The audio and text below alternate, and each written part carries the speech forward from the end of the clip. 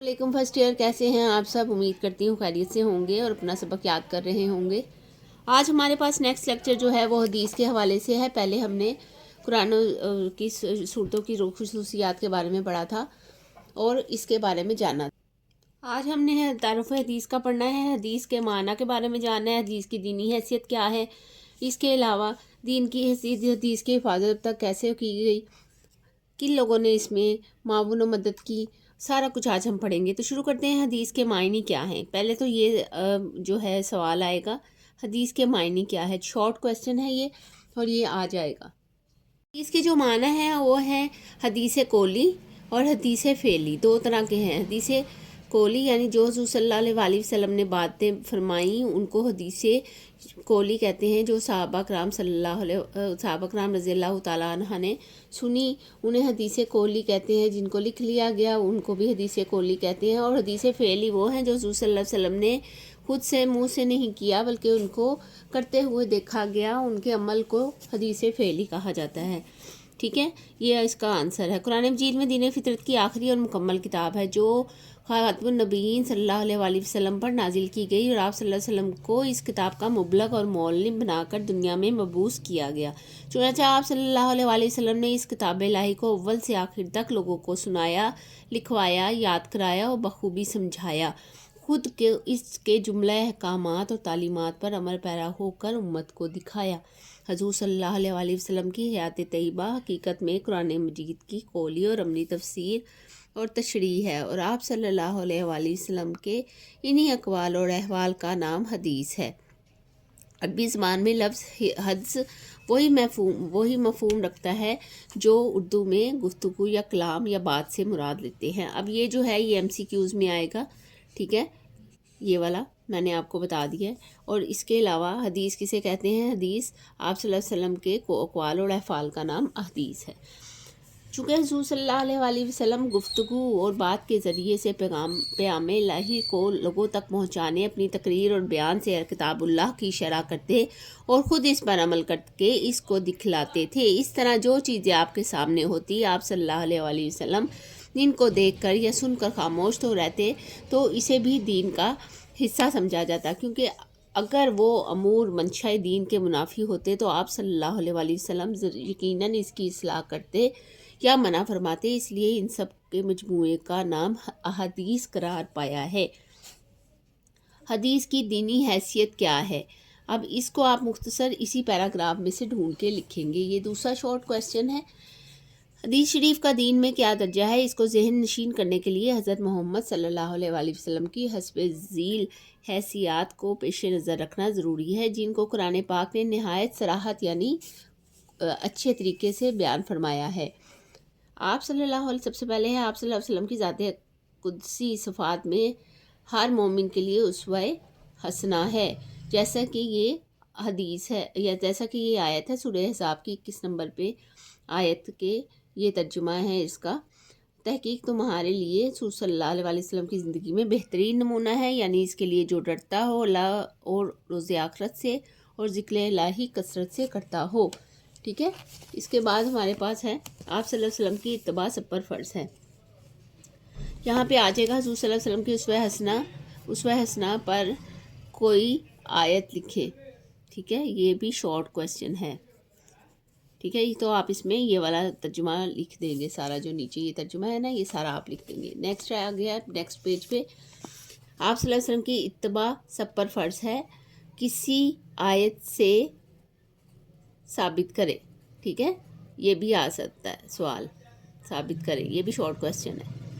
आप ये सूरह अराफ की 158 पे आयत है और इसका तर्जुमा जो है वो ये है, सो ईमान लाओ अल्लाह पर और इस भेजे हुए नबी उम्मी पर के जो यकीन रखता है अल्लाह पर और उसके सब कलामों पर और इसकी पैरवी करो। ठीक है, ये भी आपकी पैरवी इससे साबित होती है। नंबर 3 पे है, जो कुछ आप सल्लल्लाहु अलैहि वसल्लम दे इसको लेना और जिस चीज़ से मना फरमाए इससे बाज रहना ज़रूरी है।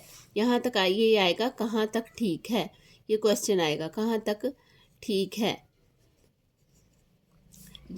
ये वाला क्वेश्चन आएगा। ठीक है, और सूरह हशर की 7वीं आयत है, उसमें है और जो दे तुमको रसूल सल्लल्लाहु अलैहि वसल्लम सो ले लो, जिससे मना करे सो छोड़ दो। आप सल्लल्लाहु अलैहि वसल्लम की इताअत सब मुसलमानों पर फ़र्ज़ है। आगे सूरह मोहम्मद یہ بھی آپ صلی اللہ علیہ وسلم کی اطاعت سب مسلمانوں پر فرض ہے۔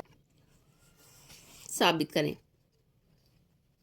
کسی آیت سے ثابت کریں، ترجمے سے ثابت کریں، یہ آ جاتا ہے، ٹھیک ہے۔ سورہ محمد کی 33 نمبر پہ آیت ہے یہ، یا ایھا الذین آمنوا اطیعوا اللہ و اطیعوا الرسول۔ ترجمہ ہے، اے ایمان والو، حکم پر چلو اللہ کے اور حکم پر چلو رسول صلی اللہ علیہ وسلم۔ ہدایت آپ کی اطاعت سے وابستہ ہے۔ کسی آیت سے حوالہ دیں۔ یہ مختصر سوالات میں آپ کو بتا رہی ہوں جس طریقے سے آ سکتے ہیں، آپ نے اسی طریقے سے اس کو اٹیمپٹ کرنا ہے۔ ان آیات سے معلوم ہوا کہ حضرت محمد صلی اللہ علیہ وسلم نے جس قدر امت کی ہدایتیں دی، جو چیزیں ان سے بیان فرمائی اور کتاب و حکمت کی تعلیم کے ذیل میں جو کچھ ارشاد فرمایا، جن چیزوں کو حلال اور جن کو حرام ٹھہرایا، باہمی معاملات و قضاء میں جو کچھ فیصلہ فرمایا، ان سب کی حیثیت دینی اور تشریعی ہے۔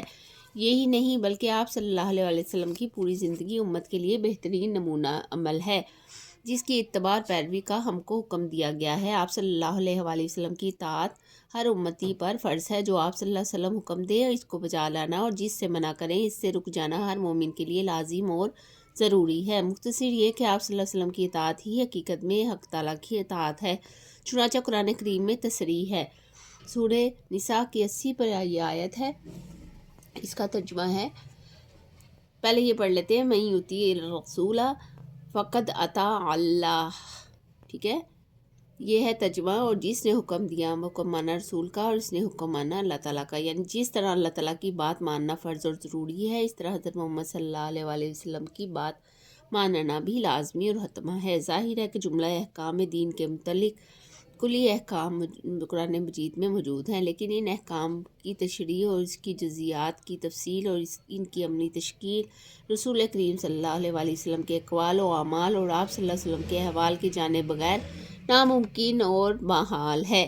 حدیث کی حفاظت کے متعلق، حدیث کی حفاظت کے بارے میں بتائیں۔ اچھا، یہ بھی بارے میں بتائیں، یہ بھی سوال ہے، ٹھیک ہے، یہ سوال آپ نے لکھ لینا ہے۔ آگے ہے قرآن مجید جو دین کی تمام بنیادی تعلیمات پر مشتمل جملہ و قائد احکام کے متعلق کلی ہدایات کا حامل ہے۔ اس کا ہر لفظ لوگوں نے زبانی یاد کیا ہے۔ مزید احتیاط کے لیے معتبر کاتبوں سے خود رسول صلی اللہ علیہ وسلم نے اس کو لکھوایا لیا۔ حدیث شریف جو شرع اسلامی کے تمام اعتقادی اور عملی تفصیلات پر حاوی ہے، اس کا کھولی حصہ صحابہ کرام نے اپنی قومی عادات اور رواج کے مطابق اس سے بھی زیادہ اہتمام کے ساتھ اپنے حافظے میں رکھا، جس اہتمام کے ساتھ وہ اس سے پہلے اپنے خطیبوں کے خطبے، شاعروں کے قصیدے اور حکما کے مقولے یاد رکھا کرتے تھے، اور اس کے عملی حصے کے مطابق فوراً عمل کرنا شروع کر دیتے تھے، ٹھیک ہے۔ اس کے بعد یہاں پر ہمارے نیکسٹ پیج پہ ہے میں محفوظ۔ خود حضرت محمد صلی اللہ علیہ وسلم بھی متعدد مواقع پر ضروری احکام و ہدایات کو قلم بند کروایا۔ ان تحریروں اور نوشتوں کا ذکر معتبر کتب حدیث میں محفوظ ہے، لیکن ان کے علاوہ مختلف قبائل کو تحریری ہدایات، خطوط کے جوابات، مدینہ منورہ کی مردم شماری کے کاغذات، سلاطین وقت اور مشہور فرمانرواؤں کے نام، اسلام کے دعوت نامے، معاہدات، ایمان نامے اور اس قسم کی بہت سی متفرق تحریرات تھیں جو حضرت محمد صلی اللہ علیہ وسلم نے وقتاً فوقتاً قلم بند کروائیں۔ مشہور ہے کہ غزوہ بدر کے بعد مدینہ میں بہت سے مسلمانوں نے لکھنا بھی سیکھ لیا اور پھر کتابت حدیث کا سلسلہ جاری ہو گیا۔ اگرچہ عرب کے قوم اسلام سے پہلے ان پڑھ تھی اور ان میں کسی قسم کا تعلیم کا رواج نہ تھا، لیکن ایمان اور اسلام کی بدولت صحابہ رضی اللہ تعالیٰ عنہ میں یہ شوق پیدا ہو گیا، اور ان میں بہت سے حضرات ایسے تھے کہ وہ حضرت محمد صلی اللہ علیہ وسلم کی زبان مبارک سے جو کچھ سنتے تھے حفظ کرنے کے ارادے سے قلم بند کر لیتے تھے۔ اس سے معلوم ہوتا ہے کہ حضرات صحابہ محمد صلی اللہ علیہ وسلم کی احادیث کو یاد کرنے اور جمع کرنے کا کس قدر اہتمام فرماتے تھے۔ ان کے پیش نظر رسول صلی اللہ علیہ وسلم کا یہ ارشاد رہا، اللہ تعالیٰ اس شخص کو خوش خرم رکھے جس نے میری حدیث کو سنا، پھر اس کو یاد کیا اور پھر اسے آگے تک پہنچایا جس طرح کے سنا۔ ترمذی، ابو داؤد، ابن ماجہ میں یہ احادیث موجود ہیں۔ تدوین حدیث پر نوٹ لکھیں، ٹھیک ہے، یہ بھی آ جائے گا۔ یہ پورا مکمل سوال تو آتا ہی آتا ہے، لیکن اس میں سے کچھ سوالات یہ خود دے دیتے ہیں، ٹھیک ہے۔ یہ ایک مسلمہ حقیقت ہے کہ بعض صحابہ نے حضرت محمد صلی اللہ علیہ وآلہ وسلم کی زندگی میں حدیثیں لکھی، جیسا کہ آپ اوپر پڑھ چکے ہیں کہ خود نبی کریم صلی اللہ علیہ وآلہ وسلم نے بہت سے احکام و ہدایات کو قلم بند کروایا۔ یہ حقیقت خوب واضح ہے کہ تدوین حدیث کا آغاز عہد رسالت میں ہو گیا تھا۔ اب یہ جو لائن ہے یہ MCQs ہے، ٹھیک ہے۔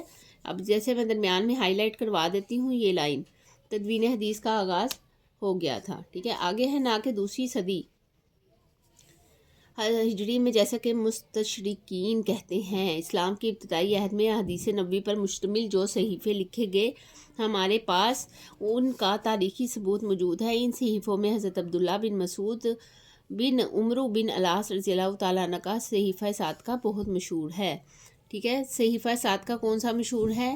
حضرت عبداللہ بن عمرو بن العاص کا۔ اور اسی طرح تاریخ میں حضرت علی رضی اللہ تعالیٰ عنہ کا صحیفہ بھی تھا، جس میں بہت سے احکام اور مسائل درج تھے۔ کیا تھے حضرت علی رضی اللہ تعالیٰ عنہ کے صحیفے میں؟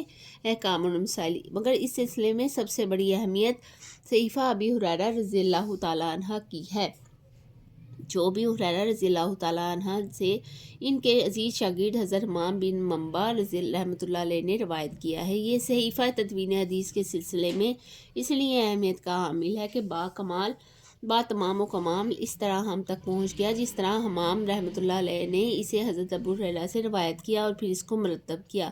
اس صحیفے کی کھوج کھاج اس طرح لگائی کہ چند سال پہلے دو مخطوطے دستیاب ہوئے، ایک برلن میں اور دوسرا دمشق میں۔ کہاں دو مخطوطے دستیاب ہوئے؟ ایک برلن میں اور دوسرا دمشق میں، اور جن میں کوئی فرق نہ تھا، جبکہ یہ صحیفہ مسند امام احمد میں مکمل طور پر محفوظ ہے۔ نیز اس کے بیشتر احادیث صحیح بخاری کے متعلق ابواب میں ہیں۔ اس طریقے سے عصر حاضر کی تحقیقات نے حضرت محمد صلی اللہ علیہ وآلہ وسلم کے متعدد خطوط و وثائق منکشف کر دیے ہیں، جن میں مقوقس مصر اور نجاشی کے نام لکھے ہیں، جو دعوت نامے مشہور ہیں، ٹھیک ہے۔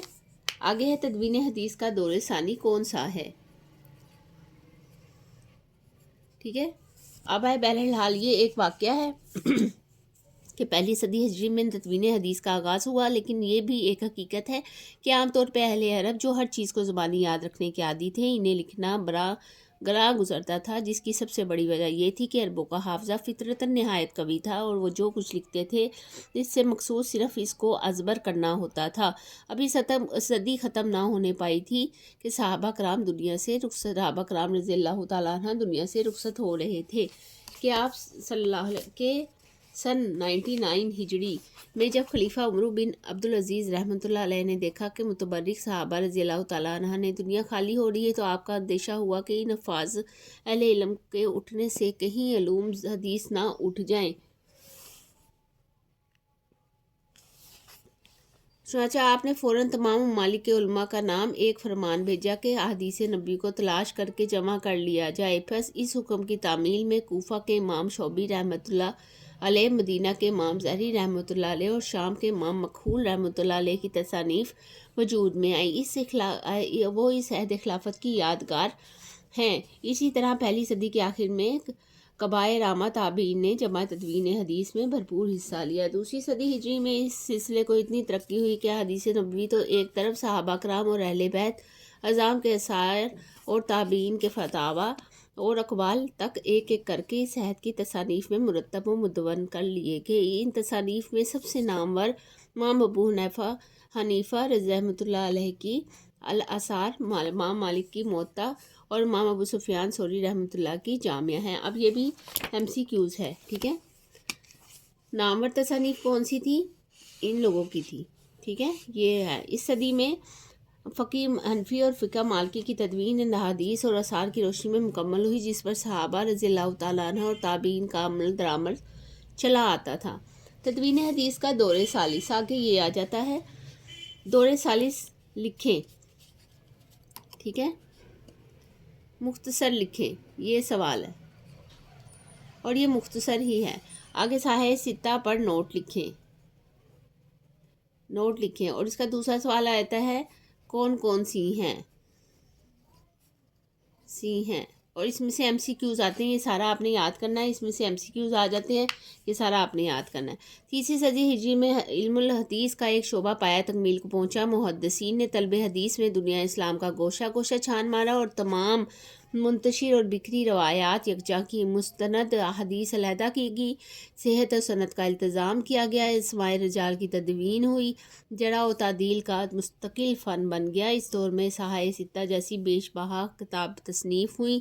صحاح ستہ اور ان کے مؤلفین کی فہرست میں درج ذیل ہیں۔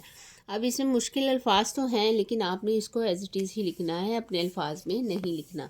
صحاح ستہ پر نوٹ لکھیں، یا صحاح ستہ کون کون سی ہیں، یہ کویسچن آ سکتا ہے۔ حدیث کے 6 صحیح ترین کتابوں کو صحاح ستہ کہتے ہیں۔ صحاح ستہ اور ان کے مؤلفین کی فہرست درج ذیل ہے۔ صحیح بخاری جو ہے امام ابو عبداللہ محمد ابن اسماعیل بخاری نے لکھی ہے، 256 ہجری میں لکھی گئی۔ صحیح مسلم جو ہے امام مسلم بن حجاج بن مسلم کشیری نے لکھی ہے اور 261 میں لکھی گئی، اور یہ بہت امپورٹنٹ جو ہے نا، یہ بہت امپورٹنٹ پیراگراف ہے، یہ آپ نے لازمی یاد کرنا ہے، چاہے رائٹ کر کے یعنی لکھ کے یاد کریں، یہ کرنا ہے۔ آگے ہے جامعہ ترمذی کی امام ابو عیسیٰ محمد بن عیسیٰ ترمذی نے لکھی ہے اور 269 ہجری میں لکھی ہے۔ سنن نبی داؤد امام ابو داؤد سلیمان بن اشعث 275 میں لکھی گئی۔ اس کے بعد سنن نسائی امام ابو عبداللہ احمد بن شعیب بن النسائی 330 ہجری میں لکھی گئی۔ سنن ابن ماجہ امام ابو عبداللہ محمد بن یزید ابن ماجہ قزوینی 273 ہجری میں لکھی گئی۔ اصول اربعہ کون سے ہیں؟ ٹھیک ہے، کون سے ہیں کے نام لکھیں گے، دونوں سوال آ سکتے ہیں۔ ٹھیک ہے، اچھا اس کی 4 کتابیں ہیں۔ فقہ جعفریہ کے مستند ترین ذخائر حدیث ہیں۔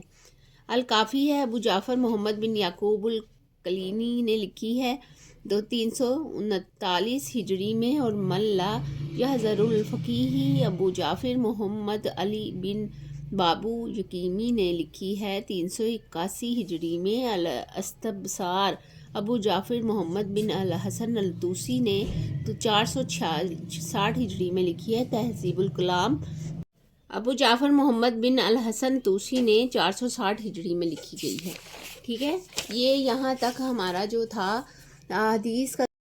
امید کرتی ہوں کہ آج کا جو لیکچر ہے آپ کو سمجھ آیا ہوگا، اس کا سارا جو ہم نے تھا ریویو دیکھ لیا ہے تعارف و حدیث کا، تو آپ کو اس میں سب سمجھ آ گئی ہوگی۔ شارٹ آنسر کویسچنز آپ نے نوٹ ڈاؤن کر لیے ہوں گے۔ اپنا بہت سارا خیال رکھیں۔ آگے ہم منتخب احادیث کے ساتھ نیکسٹ لیکچر میں ملتے ہیں۔ جن لوگوں کے دوستوں کو ان کو یہ آپ شیئر کریں تاکہ ان کو اسے سمجھنے میں آسانی لگے۔ اپنا بہت سارا خیال رکھیں۔ نیکسٹ ویڈیو میں ملتے ہیں آپ سے انشاءاللہ۔ تب تک کے لیے چینل کو لائک کریں، سبسکرائب کریں اور اپنا بہت سارا خیال رکھیں۔ تب تک کے لیے اللہ حافظ۔